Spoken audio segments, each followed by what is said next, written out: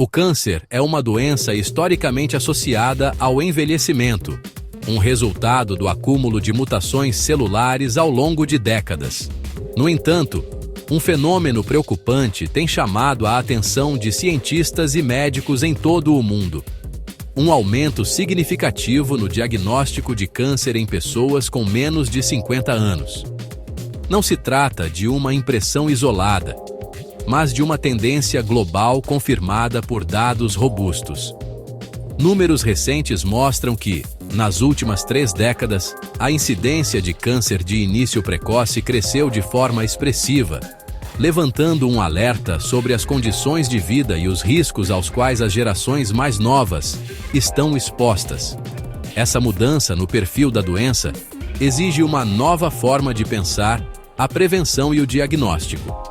Essa tendência não poupa países, atingindo tanto nações desenvolvidas quanto em desenvolvimento, como o Brasil. Aqui, por exemplo, os atendimentos hospitalares no SUS para tratar câncer de mama em mulheres com menos de 50 anos cresceram quase 45% em uma década. Essa estatística alarmante reflete uma realidade que já bate à porta dos consultórios e desafia o sistema de saúde. O que está acontecendo para que doenças que levavam uma vida inteira para se desenvolver agora apareçam em adultos jovens, que deveriam estar no auge de sua saúde?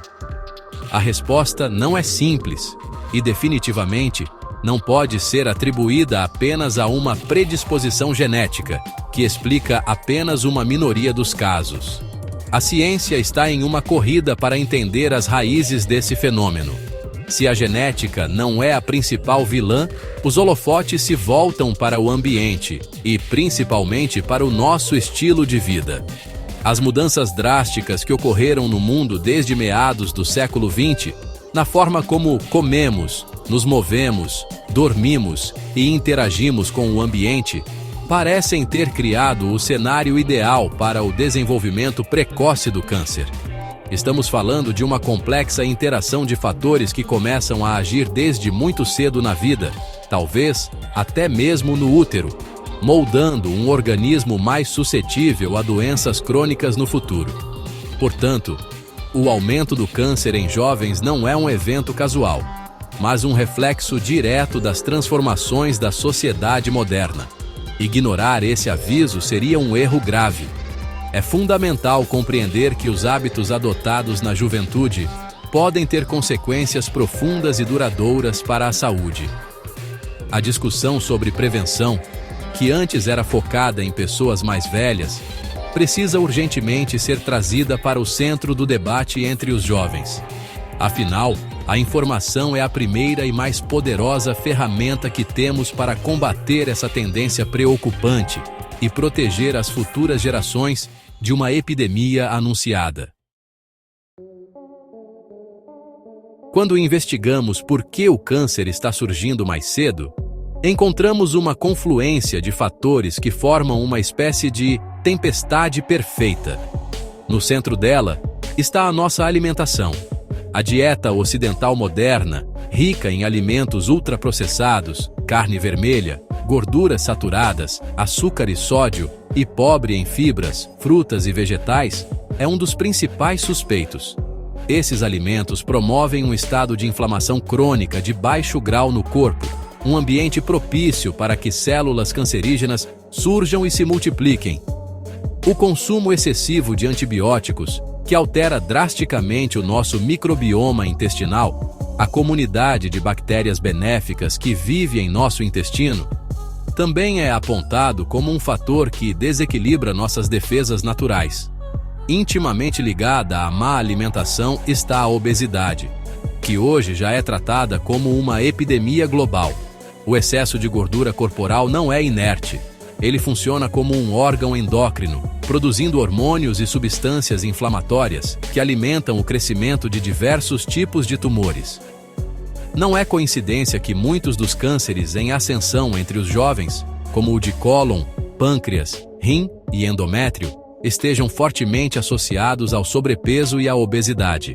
Além disso, hábitos de vida sedentários, o consumo de álcool, que é um carcinógeno conhecido, e o tabagismo continuam a ser fatores de risco importantíssimos, muitas vezes iniciados na adolescência.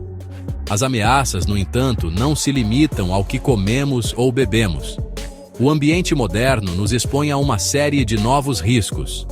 A exposição constante à luz artificial durante a noite, por exemplo, perturba nosso ciclo circadiano e a produção de melatonina, um hormônio que, além de regular o sono, possui propriedades antioxidantes e antitumorais. Vivemos também imersos em um mar de substâncias químicas e poluentes.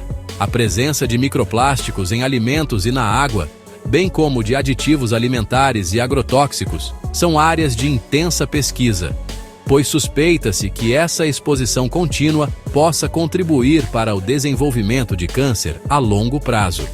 No Brasil, o impacto social dessa tendência é particularmente cruel, como mostram estudos sobre o câncer de mama em mulheres jovens.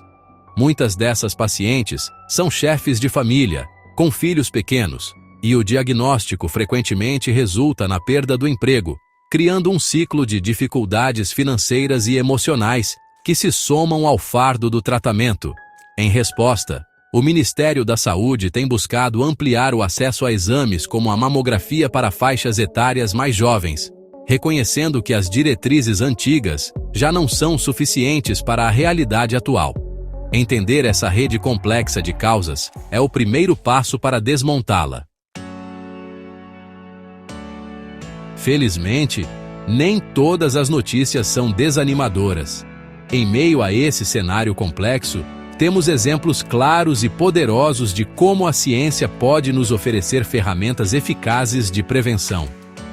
O caso do câncer de colo do útero é talvez o mais emblemático.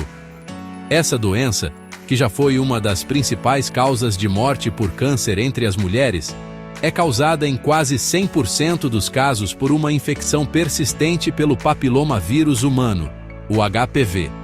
E a boa notícia é que existe uma vacina segura e altamente eficaz contra os principais tipos de HPV causadores de câncer.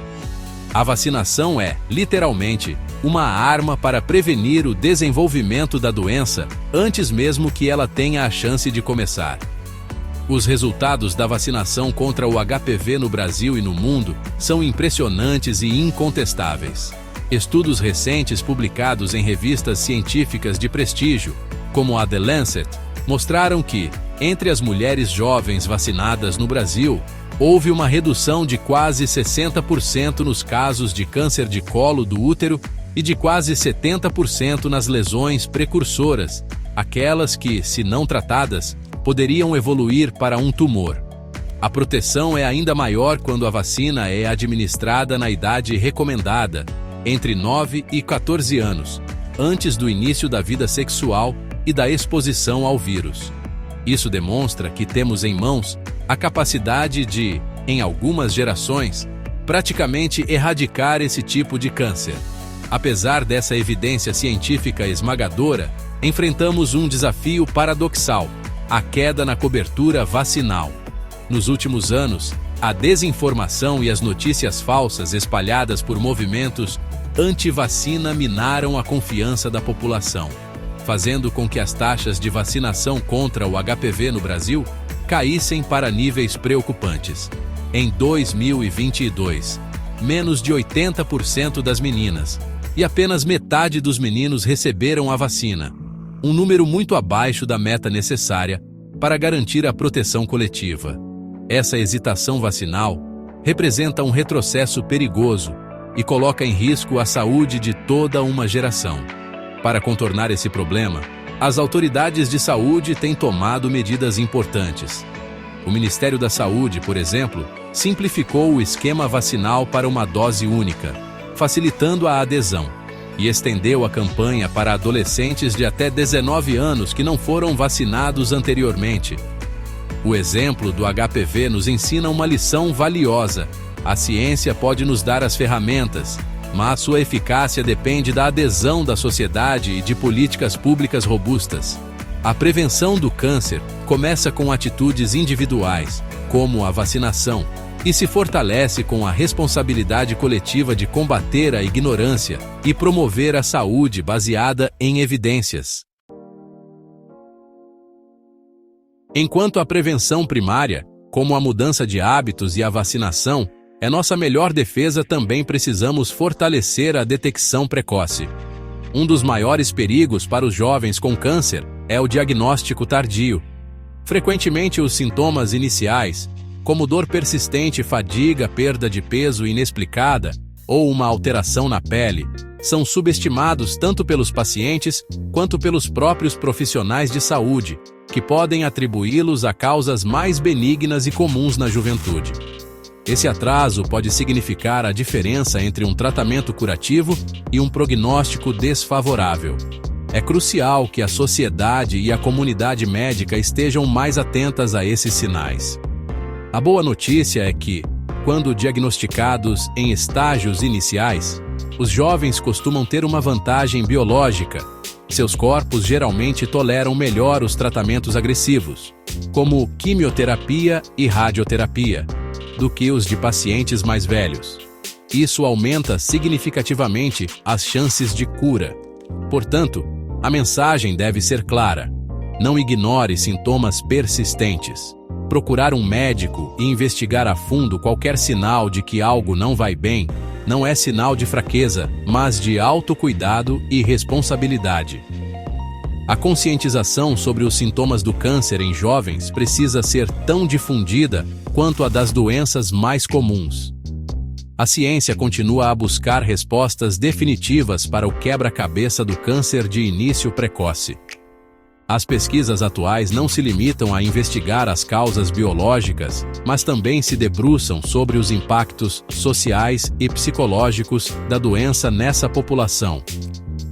Entender como o câncer afeta a carreira, a fertilidade, os relacionamentos e a saúde mental dos jovens é fundamental para criar redes de apoio mais eficazes.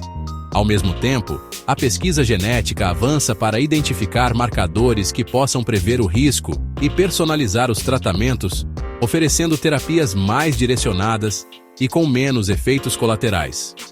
Para enfrentar este desafio crescente, as políticas de saúde pública precisam evoluir. É necessário adaptar os protocolos de rastreamento, talvez revisando as idades de início para certos exames em grupos de maior risco, e investir massivamente em campanhas de educação para a saúde voltadas para os jovens.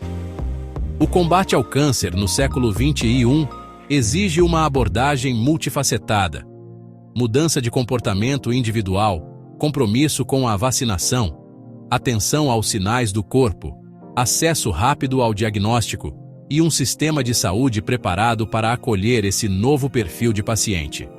A luta é complexa, mas com ciência, informação e ação coletiva, podemos mudar o rumo dessa história.